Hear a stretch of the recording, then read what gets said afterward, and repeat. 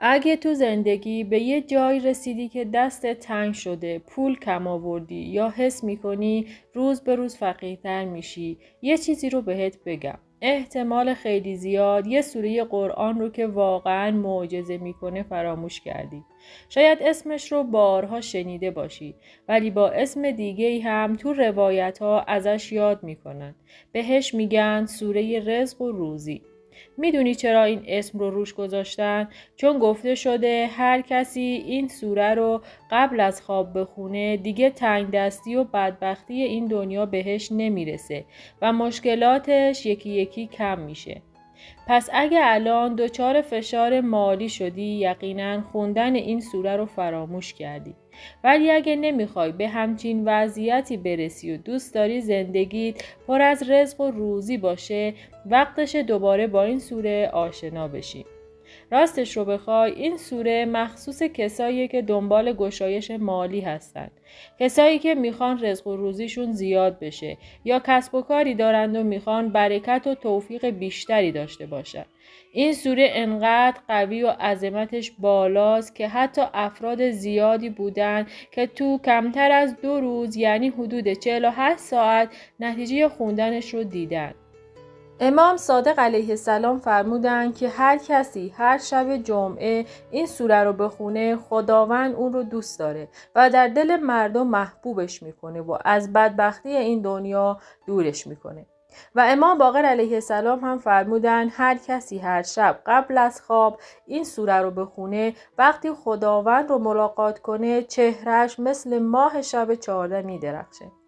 پیامبر اکرم هم فرمودن اگر این سوره رو بنویسی و تو خونه بذاری باعث افزایش خیر و برکت میشه. خلاصه اینکه فضیلتاش بیشماره، اما حالا وقتشه بریم سراغ اصل ماجرا. اسم این سوره زیبا و پربرکت سوره واقعه هستش. 56مین سوره قرآن و واقعا میتونه مسیر زندگیتو و حتی نسل‌های بعدت رو هم تغییر بده. حتی اگه الان وضع مالی خوبی داری و نیت خاصی هم برای خوندنش نداری، باز هم خوندنش برکت و رشد مال و ثروتت رو بیشتر میکنه و جلوی مشکلات آینده رو میگیره. مخصوصا کسایی که کسب و کار دارند بعد از خوندنش اثراتش رو واقعا حس میکنن. حالا اگه فکر میکنی در شرایط سختی هستی، همه تلاشت رو میکنی ولی نتیجه نمیگیری، به روش هایی که میگم خوب گوش کن. روش اول اینطوریه که از شب شنبه شروع کن. هر شب 3 بار سوره واقعه رو بخون و استثناءً شب جمعه 8 بار بخون. این کار رو به مدت 5 هفته انجام بده. قبل از خوندن هر بار سوره یه دعای خاص هم بخون که برات مینویسم.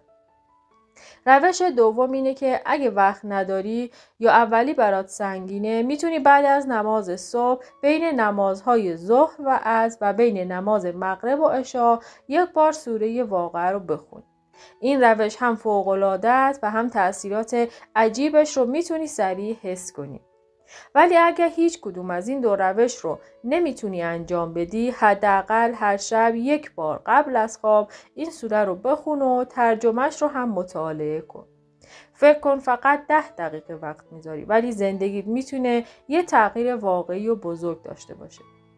این سوره مخصوص افزایش رزق و روزی، برکت، مال و ثروت حلاله. خوندنش باعث میشه بین دوستان، خانواده و همکارانت محبوب بشی، مشکلاتت کم بشه و حتی گره‌های زندگیت راحت تر باز بشه.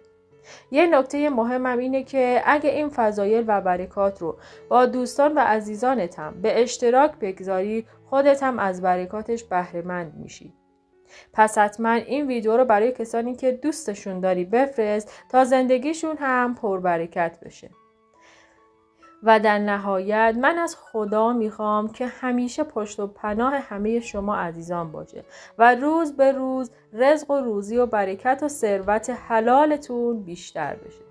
خب طبق عادت همیشگی امروزمون بریم سراغ شکرگزاری امروزمون. این جملات رو که میگم هر روز صبح با عشق تکرار کن.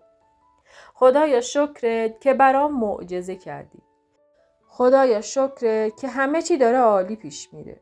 خدایا شکرت که افزایش درآمد دارم. خدایا شکرت که شغل عالی و پردرآمد دارم.